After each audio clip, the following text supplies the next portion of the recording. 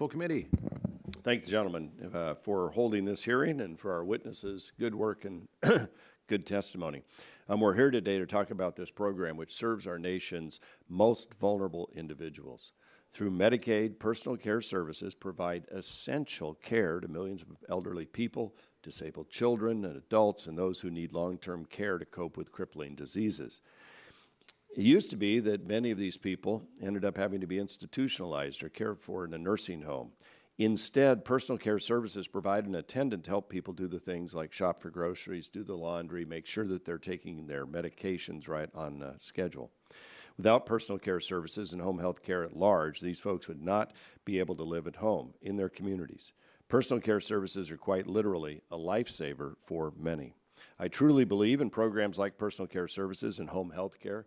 Oregon experimented in these types of programs a long time ago. The vast majority of personal care workers are really solid people who work hard and take care of people, and they care.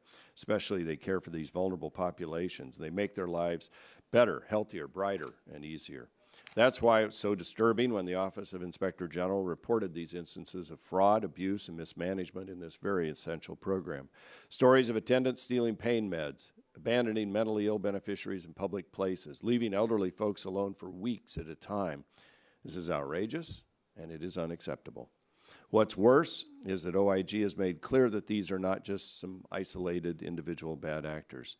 The OIG investigations have uncovered more than 200 cases of fraud and abuse in the program just since 2012.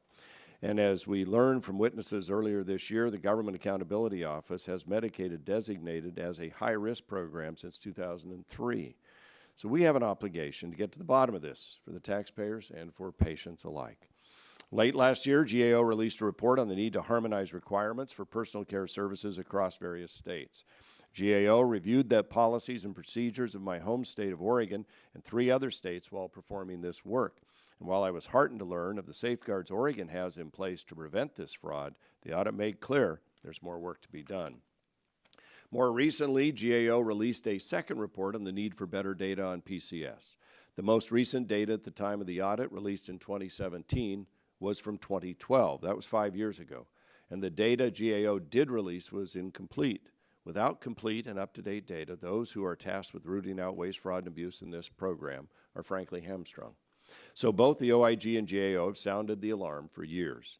This fraud and abuse is happening because the states and the federal government failed to put in safeguards to protect these beneficiaries.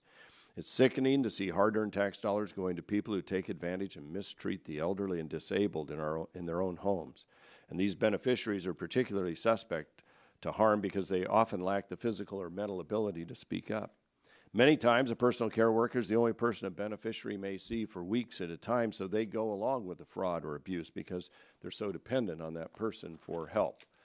We can do better for them. Our citizens deserve to know that the attendant they allow into their home, the attendant paid by state and federal taxpayers, will take good care of them and have their best interests at heart.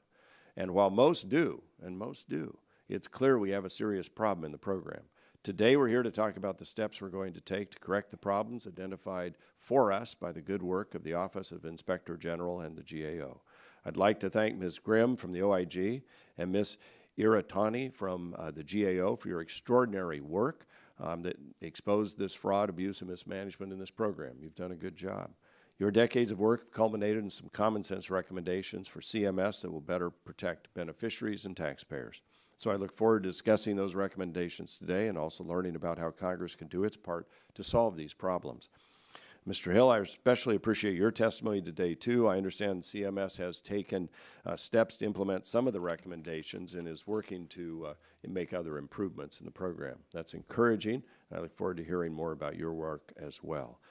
With that, Mr. Chairman, and with apologies to our witnesses, we have a couple of subcommittees going on at the same time, and my duties as full committee chairman drag me between the two. So thank you for your good work. I have your testimony. It's most helpful, and I return the balance of my time.